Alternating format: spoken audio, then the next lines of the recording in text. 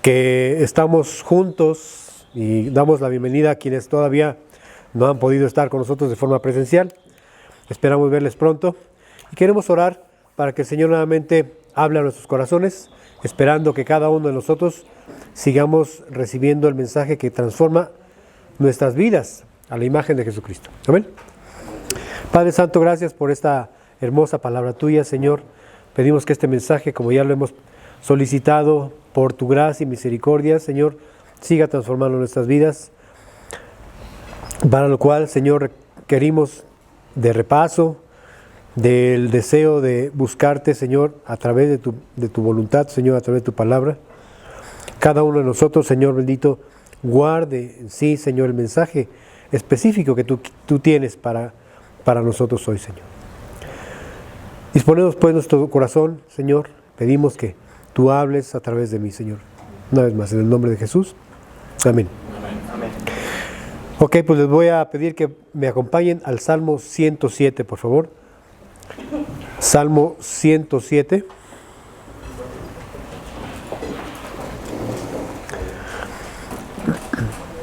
Y vamos a considerar los versos 23 al 32, por favor. Salmo 107, 23 al 32.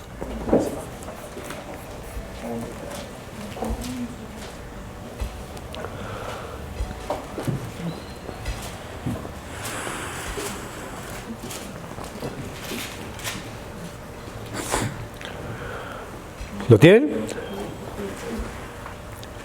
Muy bien. Dice la palabra de Dios: los que descienden al mar en naves y hacen negocio en las muchas aguas, ellos han visto las obras de Jehová y sus maravillas en las profundidades, porque habló e hizo levantar un viento tempestuoso que encrespa sus ondas. Suben a los cielos, descienden a los abismos, sus almas se derriten con el mal, tiemblan y titubean como ebrios, y toda su ciencia es inútil. Entonces claman a Jehová en su angustia y los libra de sus aflicciones. Cambia la tempestad, en sosiego, y se apaciguan sus ondas. Luego se alegran porque se apaciguaron, y así los guía al puerto que deseaban. Alaben la misericordia de Jehová y sus maravillas para con los hijos de los hombres. Exáltenlo en la congregación del pueblo y en la reunión de los ancianos lo alaben. O sea, en la tierra fértil, dice el querido Jorge, ¿no? Bueno. Ok. Pues todos estarán de acuerdo que hemos experimentado alguna vez una tormenta, ¿verdad? Y no son solo las que se originan en la atmósfera, como ya lo sabemos, sino también las tormentas de nuestra vida. Situaciones en la familia, problemas económicos, enfermedades, etcétera. Todo aquello que de alguna forma atormenta, porque de hecho la palabra tormenta se origina ahí, ¿no? Respecto a la palabra tormento. La pregunta es: ¿cómo nos afectan a cada uno de nosotros? ¿Cómo respondemos a esas tormentas? Buscamos salidas, buscamos soluciones, pero a veces nada parece funcionar. Todo lo que queremos hacer o intentamos hacer con nuestras habilidades, con nuestro conocimiento, con nuestro expertise, con nuestras relaciones, etcétera, y nada funciona. Seguimos involucrados en una gran tormenta. Así es que no importa qué tan vividos estemos, qué tanta experiencia tengamos en la vida, dice este salmo al principio: los que descienden al mar en naves y hacen negocio en las muchas aguas. En otras palabras, describe a marineros expertos, personas que están siempre conviviendo con la naturaleza del mar, la braveza de las aguas. Pero estos reconocen en su haber de vida en el mar la mano de Dios, y es quien Él puede originar y forma de hecho las tormentas. Dice ahí mismo el Salmo en el verso 24: ellos han visto las obras de Jehová y sus maravillas en las profundidades, porque habló e hizo levantar un viento tempestuoso. Estamos hablando de que Dios entonces es quien hace las tormentas, que encrespa sus ondas, suben a los cielos, descienden a los abismos. Sus almas se derriten con el mal, tiemblan y titubean como ebrios, y toda su ciencia es inútil. Entonces claman a Jehová en su angustia y los libra de sus aflicciones. Cambia la tempestad en sosiego y se apaciguan sus ondas. Luego se alegran porque se apaciguaron y así los guía al puerto que deseaban. Pero aun cuando este salmo dice que el Señor es quien origina, el creador pues de las tormentas, perdón, podemos decir entonces que Dios está en la tormenta, ¿verdad? Él también es quien nos puede guiar en medio de cualquiera de estas tormentas, por más turbulentas que estén.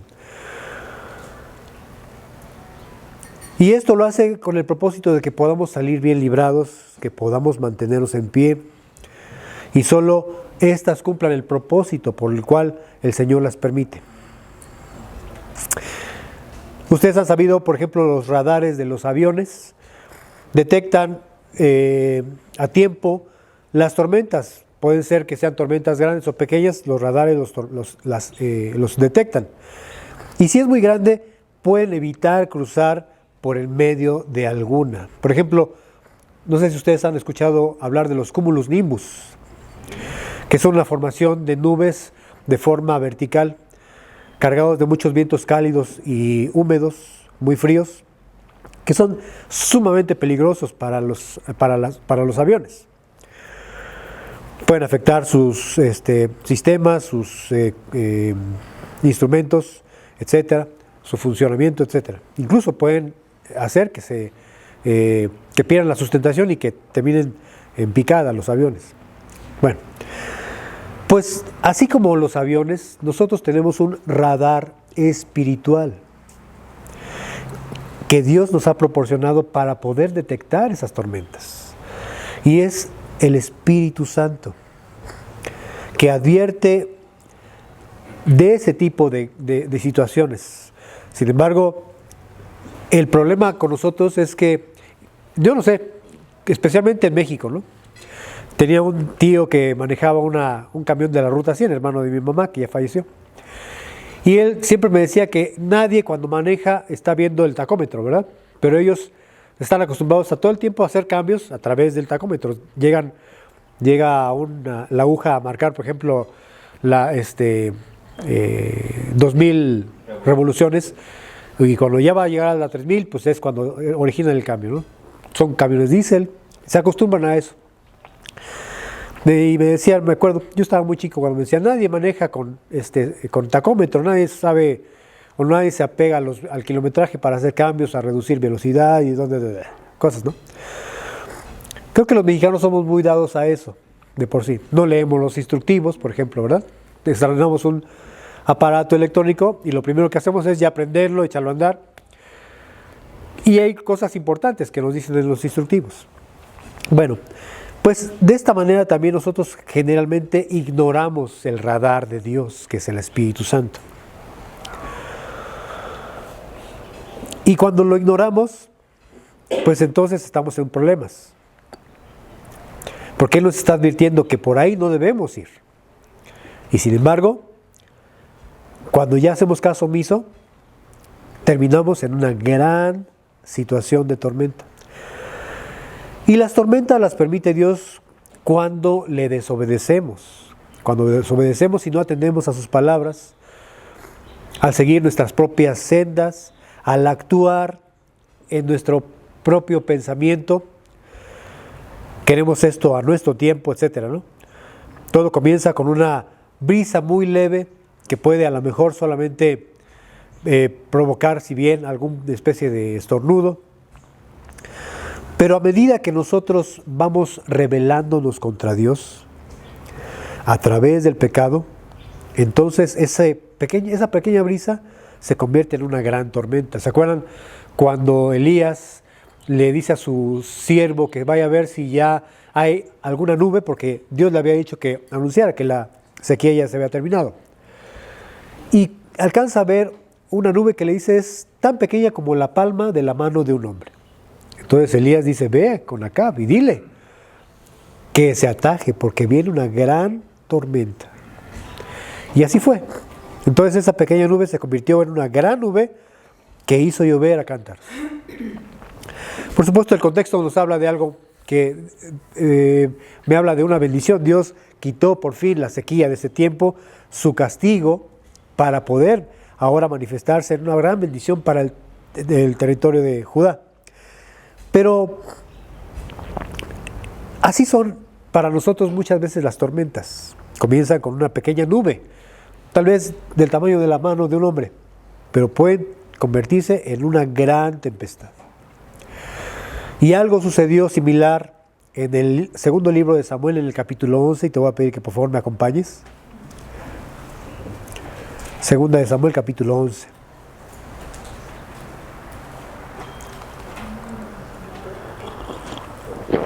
Y vamos a leer solamente los versos del 1 al 5, por favor. Segundo de Samuel, capítulo 11, versos 1 al 5. ¿Sí?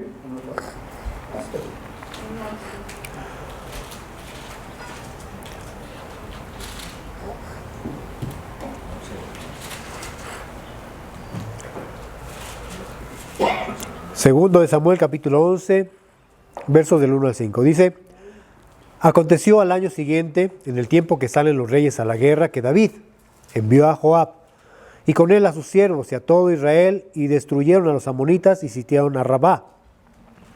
Pero David se quedó en Jerusalén. Quiero que observen, o que meditemos más bien hecho en esto. Dice la Biblia que David se quedó en Jerusalén cuando los demás salieron a la guerra, en el tiempo en que los reyes salen a la guerra. Y esto me hizo reflexionar mucho en el comportamiento de nosotros muchas veces. Cuando dejamos de involucrarnos en la guerra y buscamos nuestra propia autocomplacencia, es decir, ya no oramos, ya no leemos la Biblia, olvidamos que Dios puede hablarnos, incluso muchas veces y de maneras nuevas, a través de un pasaje que tú has considerado, has leído muchas veces. ¿A ustedes les ha pasado alguna vez? Que Dios te volvió a hablar de otra manera, usando el mismo pasaje, que inclusive a lo mejor lo tienes en tu pizarrón, a lo mejor hasta en un cuadro de tu casa. Porque Dios es así. Perdón. Pero descuidamos ese tiempo, el descubrir por parte o permitir que Dios nos regale de forma personal un mensaje, ¿no? Acudimos nosotros más bien a los recursos que tenemos ya electrónicos, damos clic y ya tenemos enseñanza, ya tenemos esto y aquello, está muy bien. Pero nada de eso va a sustituir el que tú tomes tiempo con Dios y le permitas a Él hablar a tu corazón a través de su palabra. Todo eso lo hemos dejado de practicar. Entonces, ya comienza a verse el tema de la guerra como algo que queremos eludir y estar lo más cómodos posibles, navegando en unas aguas tranquilas para poder disfrutar el camino. Pero déjenme decirles, Jesús dijo, en el mundo tendrán aflicción, ¿sí o no?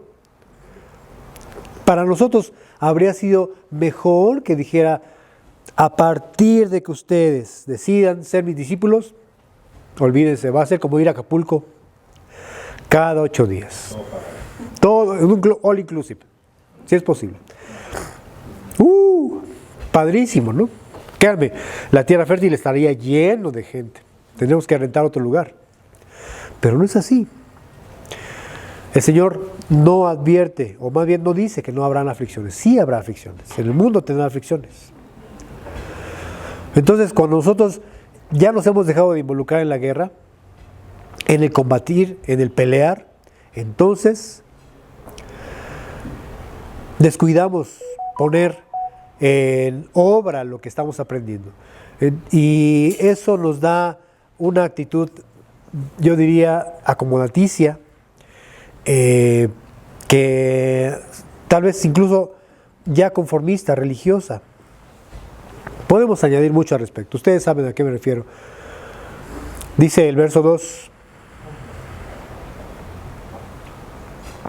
Y sucedió un día, al caer la tarde, que se levantó David de su lecho y se paseaba sobre el terrado de su casa, de la casa real. Y vio desde el terrado a una mujer que se estaba bañando, la cual era muy hermosa. Ahí comenzó la brisa. ¿Sí? La vio y luego la volvió a ver. Y luego la volvió a ver hasta que eso se convirtió en lujuria, en una fuerte tentación de la cual ya no pudo salir. Acto seguido, David estaba en un grave problema. El Espíritu Santo pudo haber sido enviado, o más bien, el Espíritu Santo pudo haber dirigido a quienes previnieron a David diciéndole, en el verso 3, envió David a preguntar por aquella mujer y le dijeron, aquella es Betsabé, hija de Eliam, mujer de Urías Eteo. Pero dijimos que el problema es que nosotros no hacemos caso al radar espiritual de Dios, ¿verdad? Así es que David hizo caso omiso y no pensó en las consecuencias, no pensó en esa gran tormenta que habría después de ese momento. Dice el verso 4, y envió David mensajeros y la tomó, y vino a él, y él durmió con ella. Luego ella se purificó de su inmundicia y se volvió a su casa. Aquí no ha pasado nada, dice David. Todo está en orden, no pasa nada. Pero él no sabía que la tormenta se había desatado en su vida y que le afectaría para siempre. Escúchenlo bien, para siempre. Dice el verso 5, y concibió la mujer y envió a hacérselo saber a David, diciendo, estoy encinta. Ahí comenzó David a buscar la manera de solucionar el problema con sus propias fuerzas. Trató de solucionar todo esto. Y de que todo terminara en un final feliz, voy a hacer que el esposo venga, esté con ella, se acueste con ella, y cuando resulte que ella va a tener un hijo, pues vamos a decir todos, ay, pues es de Urías. ¡Felicidades, Urías! Pero nada le resultó, nada. Todo hizo David. Lo último que hizo y lo que no hizo, ¿qué fue? Arrepentirse. Exactamente. No se arrepintió. Ya hemos considerado el Salmo 32 que describe su condición. Cada vez que pasaba el tiempo y él no decía nada, ¿verdad? ¿Qué sucedió con David? Él dice, comencé a sentir un abatimiento terrible en mi cuerpo, en mi ser, cuando no hemos reconocido dónde estamos situados y donde Dios quiere llamarnos atención, comienza a desatarse una gran tormenta, fuerte tormenta. Ajá. Al dejar de involucrarnos entonces en la guerra, que es, decíamos, orar, escudriñar las Escrituras, servir, como no, congregarnos, etcétera, somos más proclives entonces a caer y a pecar. Porque cuando no estamos involucrados en la guerra, seguramente el enemigo buscará en sus maquinaciones los momentos equivocados, los lugares y las personas equivocadas. Es verdad que Dios, como decíamos aquí y lo hemos visto en el Salmo, permite las tormentas, dice el verso 25 del Salmo 107 que leímos al principio. Salmo 7:25 dice, porque habló e hizo levantar un viento tempestuoso que encrespa sus ondas, suben a los cielos, descienden a los abismos, no poca cosa, una gran tormenta, dura. Yo no sé si ustedes han visto esa película de La Tormenta Perfecta, de George Clooney. Wow. Sí, fue un caso de la vida real, ¿eh? Terrible. O sea, una embarcación de pescadores envuelta en una verdadera catástrofe natural. No les cuento el final, pero está muy triste. ¿Y Dios permite eso? ¿Dios lo permite? Claro que Dios lo permite. Ya lo estamos leyendo. Alguien dirá, pues ¿qué no Dios es bueno? ¿Qué no Dios es misericordioso y paciente? Claro que lo es. Por supuesto que lo es. Y créanme, dice Joel capítulo 2, verso 13. Y se duele de castigo. Acompáñame por favor a Isaías en el capítulo 42, en el verso 18, del 18 al 25. Por favor, Isaías 42, 18 al 25.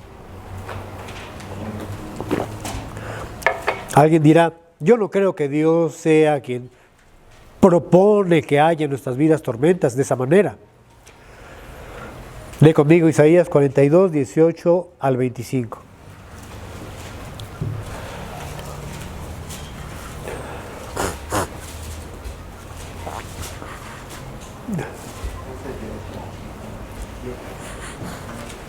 ¿Estamos todos? ¿O ya se durmieron?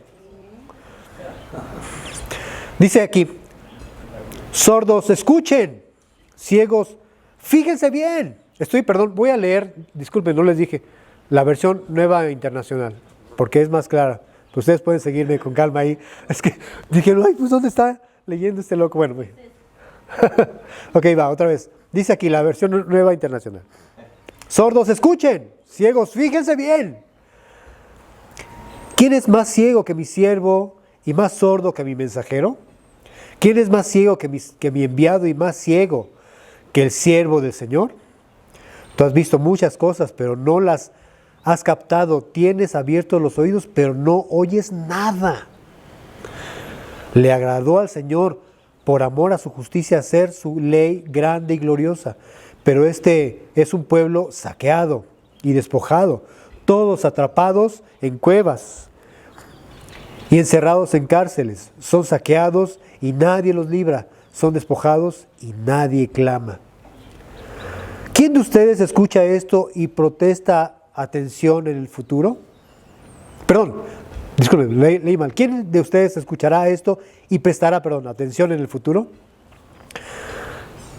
¿Quién entregó a Jacob para el despojo, a Israel para el saqueo? Y responde el mismo Señor, ¿no es acaso el Señor? ¿No es acaso el Señor? ¿No es acaso Dios? A quien su pueblo ha ofendido, no siguió sus caminos ni obedecieron su ley, no hicieron caso a los radares del Señor. Por eso el Señor derramó sobre él su ardiente tempestad, su ardiente ira, su ardiente tempestad, ¿qué dijimos? Tormenta. Y el furor de la guerra. Lo envió en llamas, pero no comprendió. Lo consumió, pero no lo tomó en serio. Imagínate, con todo y eso, todavía endurecidos de corazón, Jesús les dice a ellos en el templo, si ustedes permanecen en mi palabra, serán verdaderamente mis discípulos. Y ellos dicen, pero tú dices que, y dice, y conocerán la verdad y la verdad les hará libres. Y ellos protestan diciendo, pero nunca hemos sido esclavos de nadie. ¿Cómo dices tú? ¿Seremos libres? Esa es la respuesta incorrecta. Entonces, dice aquí el profeta, con todo y la calamidad, a pesar de que Dios se agradó por amor a su justicia hacer su ley grande y gloriosa, el pueblo saqueado, empobrecido, en cárceles, nadie los libra, son despojados y nadie reclama. Porque hay un corazón duro, un corazón que, a pesar de todo, dice el verso 25, derramó sobre él su ardiente ira, su furor en la guerra, lo envolvió en llamas, pero no comprendió, no consumió, lo consumió, pero no lo tomó en serio. Si cuando un avión está perdiendo sustentación, digamos, y está cerca de tocar tierra, comienza una vocecita diciéndole tierra, tierra. ¿No has escuchado? Tierra, tierra. Pero si tú dices, ahí está, déjame en paz, mosquito, tierra, tierra, tierra. Hasta que ya encuentras tierra y es terrible. Entonces, cuando no hacemos caso a los radares que Dios nos ha puesto a través de su Espíritu, a través de su palabra, mis queridos hermanos, el Señor da un segundo paso, el cual, por supuesto, no nos va a agradar. Pero a través de las tempestades, Dios quiere llevarnos al arrepentimiento. Si no te pudo una pequeña brisa, te podrá una siguiente lluvia torrencial. Así es que yo diría que no nos acostumbremos a estar en las tormentas, porque finalmente Dios lo que busca es sacarnos de ahí, sanarnos, limpiarnos de nuestra maldad. Saben, ayer me comentó algo muy hermoso mi querido amigo Mauricio Bobadilla, que algunos de ustedes lo conocen. Él es un pastor joven y Dios, en su sabiduría, en su misericordia, le concedió a él y a su esposa 2 hijos. Ambos tienen autismo. El más grandecito es el que está más afectado, la niña no tanto. Pero me confesaba, y lo quiero decir con mucho respeto, mucha delicadeza, por favor, pero es algo hermoso. Me decía que Mati a veces le gana el hacer del baño y se ensucia la ropa, pero hace unos días hizo del 2, no avisó, y ya nada más cuando avisó ya estaba él pues muy sucio. Lo peor es que ya había dejado el baño terriblemente sucio. Su ropa estaba espectacularmente sucia. El niño estaba terriblemente sucio. Y pues el papá, Mauricio, que es el que más está sobre Mati, lo llevó al baño. ¿Y saben qué hizo? Limpió todo, Mauricio. El baño, limpió, perdón, lo desinfectó, lavó la ropa sucia de Mati, lo bañó a él y lo dejó limpio, presentable, con ropa limpia. El baño estaba listo para volver a usarse sin problema. Y me dice al final, Dios nos ha limpiado de tantas cosas inmundas y sucias así, todo el tiempo. ¿Cómo no voy a hacer yo esto con mi hijo? Si Dios lo hace todo el tiempo con nosotros. Y yo me puse a pensar, sí, Él quiere. Él, por supuesto, lo hace con mucho amor. Mauricio lo hace con mucho amor y paciencia porque sabe que su hijo lo necesita. Entonces lo lleva al baño, limpia todo. No le dice, Mati, mira cómo dejaste el baño, mira la ropa, mejor la voy a tirar a la basura, mira tú cómo estás. No. Simplemente el papá lo que quiere es que el niño...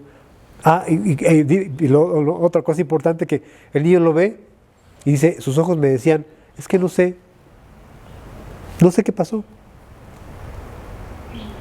No sé qué sucedió. A lo mejor el niño estaba esperando y no. Simplemente el papá hizo lo que tenía que hacer.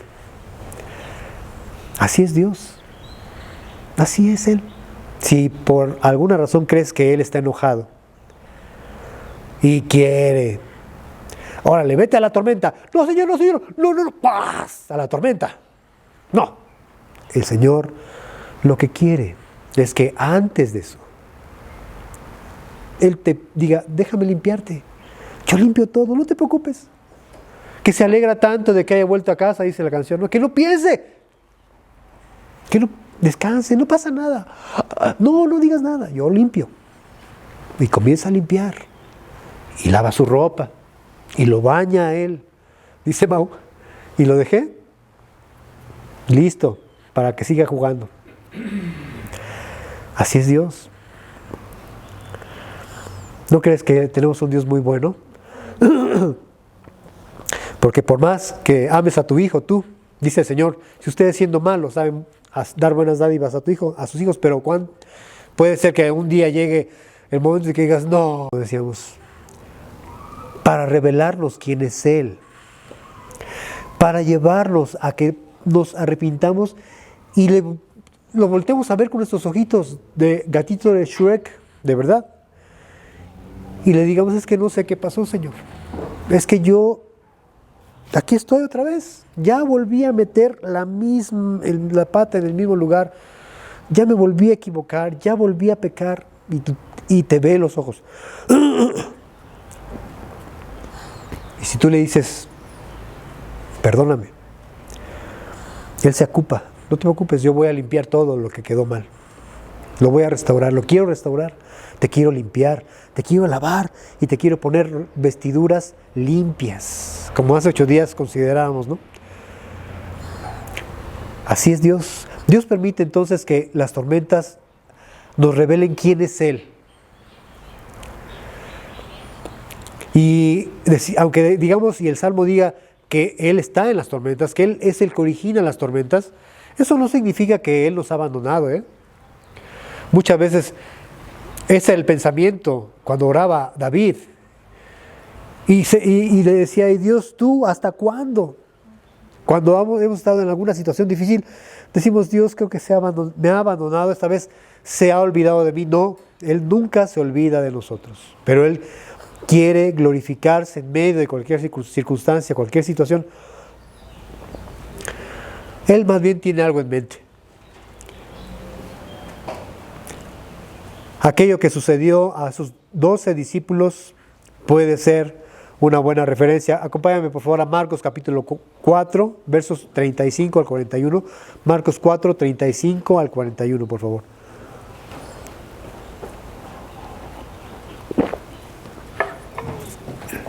Marcos 4, 35 al 41.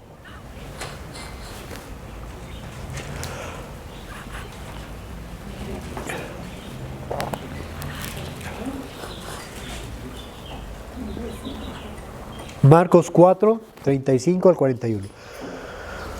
Dice, aquel día, cuando llegó la noche, les dijo, pasemos al otro lado. Creo que muy pocas veces ponemos atención a las palabras del Señor. Son breves, son poquitas, pero eso nos puede dar a nosotros certidumbre. Dice el verso 36, y despidiendo a la multitud le tomaron como estaba en la barca, y había también con él otras barcas. Pero se levantó una gran tempestad de viento y echaba las olas en la barca, de tal manera que ya se anegaba. Y él estaba en la popa durmiendo sobre un cabezal. Y le despertaron y le dijeron, Maestro, ¿no tienes cuidado que perecemos? Y levantándose, reprendió al viento y dijo al mar, calla, enmudece. Y cesó el viento y se hizo una gran bonanza. Y les dijo, ¿por qué están así amedrentados? ¿Cómo no tienen fe? Entonces temieron con gran temor y se decían el uno al otro, ¿quién es este que aún el viento y el mar le obedecen? Quiero que por favor imaginemos la escena. Como ustedes pueden ver, esta escena es muy similar a lo que leímos en el Salmo 107. Estos hombres expertos pescadores, todo el tiempo vivían ahí en las aguas. Seguramente ellos ya habían experimentado alguna turbulencia, algún fenómeno, lluvia torrencial, qué sé yo, estando ahí ellos, ¿no? Pero ese día, esa ocasión, tuvieron miedo de morir. Ahora sí estaban ellos, creo que esta vez ya no la vamos a hacer.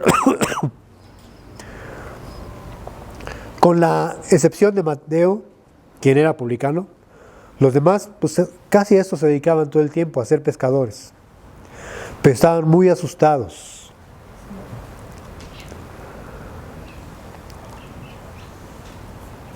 Y su experiencia esta vez no les sirvió de mucho. Se ven unos a otros. Quiero que por favor lo estemos imaginando. Imaginemos la escena. A lo mejor tú estás ahí, en medio de ellos. Ya la experiencia no les sirve de mucho. Se ven unos a otros. Sus expresiones de angustia, de miedo, sujetándose fuertemente donde pueden porque ya la pequeña embarcación está fuera de control. El oleaje es tan fuerte que ya la barca comienza a anegarse. Solo les queda un recurso y lo voltean a ver a él. Está plácidamente durmiendo. Por eso el Señor dice, mis caminos no son sus caminos. Mis pensamientos no son sus pensamientos. Mientras nosotros nos angustiamos por las tormentas, el Señor se duerme en medio de ellas. Y aquí está Dios en medio de la tormenta, como lo describe el Salmo 107. Ahí está, pero está plácidamente dormido. Y ellos están, pero espantadísimos esta vez. Lo tienen que despertar. Con la pena, Señor. Pero como dijimos hace rato, el Señor en las tormentas tiene algo en mente. Aquel día, cuando llegó la noche, les dijo, pasemos al otro lado. Nadie se acordó de eso. Era todo de lo que se tenían que acordar. Pasemos al otro lado. Si se hubieran acordado, hubieran dicho, él dijo que íbamos al otro lado. ¿Qué? ¿Que íbamos al otro lado? Ah, está bien, entonces hay que esperar a que pase todo este ruido. Pero se les olvidó, ¿no? Así que, muy a pesar del tipo de tormenta, él tenía una razón para ir al otro lado. Él sabía que tenía que ir a buscar a un hombre que estaba poseído por una legión de demonios. Y que ese hombre posteriormente le sería de instrumento para llevar su mensaje a otras personas de ahí, de su región. Pero también los discípulos de Jesús experimentarían esa travesía inesperada para tener una gran enseñanza al respecto. En principio, pues era fortalecer su fe, porque más adelante el Señor sabía, ya no estando Él presente con ellos, que estarían siempre en constante riesgo por predicar el Evangelio hasta llegar a morir. Y para entonces su fe ya debía estar fortalecida. Pero algo importante sobre todo, poner atención a lo que el Señor nos está diciendo. Es corto, pasemos al otro lado, eso es todo. Como cuando Abraham le dice a sus siervos, cuando lleva a Isaac para ser sacrificado, ¿qué le dice? Espérenos aquí y volveremos, ¿no? Regresaremos. Entonces él está contando al hijo, ¿no? Porque sabe que Dios es poderoso, dice el libro de los Hebreos, para hacer que aún los muertos vivan, vuelvan a vivir. Así es que la enseñanza esta vez de que los discípulos recibían era saber quién era Jesús. Ya vimos entonces que Dios está orquestando las tormentas. Eso no significa que Él nos haya abandonado. Más bien nosotros olvidamos que Él viene con nosotros en la tormenta, que Él está a bordo de nuestra barca. En medio de la violenta tempestad, Jesús estaba en la popa, esa vez, plácidamente durmiendo. Eso, mis queridos hermanos, yo le llamo la quietud dentro de la tormenta. Y quiero que por favor pienses cuántas veces te has visto involucrado en una gran tormenta, por lo que sea, cuando tú recuerdas y sabes que Dios no se ha ido, que sabes que Él está presente ahí y que puedes decirle, Señor, como ellos, como esos 12 discípulos que te vieron hacer milagros en primera fila, que vieron cómo personas resucitaban de los muertos, sanaban, eran libradas de demonios y aún así temieron de la tormenta sabiendo que tú estabas ahí. Señor, yo también debo decirte, tengo miedo. Sé que esto es pecado, pero te lo confieso, tengo miedo. No sé qué más va a seguir. Entonces lo primero es que tú vas a decirle, Señor, reconozco mi maldad, reconozco mi necesidad de ti, reconozco que yo me he alejado de ti. Pero el Señor te vuelve a repetir, yo vengo en la barca.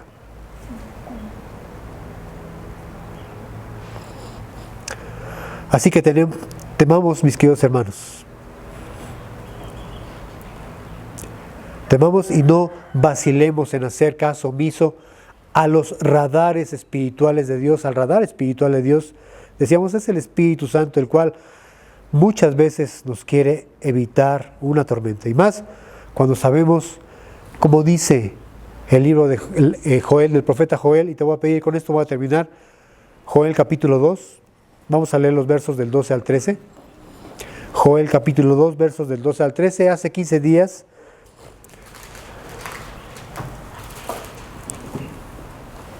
Nuestra charla fue alrededor de este pasaje.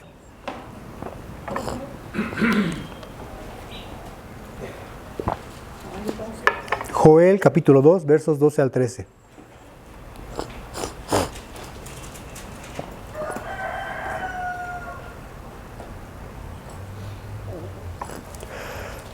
Joel 2, 12 al 13. Dice, por eso, pues, ahora dice Jehová, conviértanse a mí con todo su corazón, con ayuno y lloro y lamento.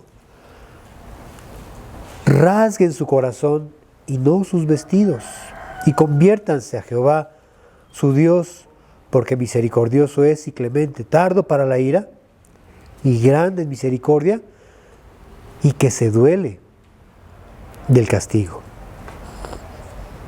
Decíamos que al Señor no le interesan los aspectos externos de piedad, como rasgarse los vestidos, que era una manera de sentir dolor, tal vez por duelo, pero en algunos casos en el tema dentro de lo religioso podría también significar remordimiento, pero el Señor dice, no rasgues tus vestidos, más bien tu corazón, y conviértanse verdaderamente a mí, verdaderamente a mí. Y yo cito otra vez, porque dice aquí el profeta, misericordioso es y clemente. O sea, si Él ya desató una gran tormenta, un cúmulos nimbus, lo que tú quieras llamar, Él es misericordioso y clemente, y tardo para enojarse, y grande en misericordia.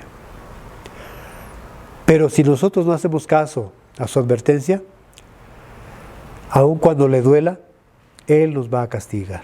Porque Él dice, el Espíritu en Hebreos 12,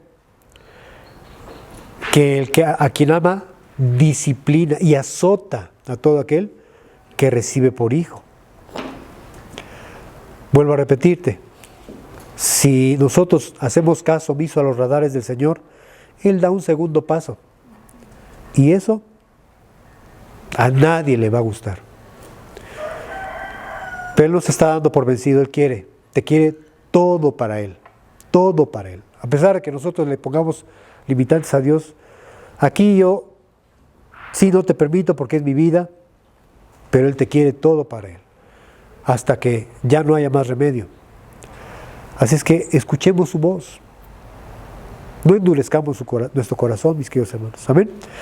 Padre Santo, esta mañana una vez más te damos gracias por tu palabra. Permite que sigamos meditando en ella con todo nuestro corazón y la abracemos para nosotros, Señor. No estamos interesados en culpar, no estamos interesados en poner, en excusarnos. Estamos más bien delante de ti, delante de tus santos ángeles, todos los días, con una gran nube de esos hombres y mujeres de una fe tremenda que ahora nos observan cómo corremos la carrera. Y se alegran mucho cuando nos levantamos de cualquier tempestad que hayamos vivido.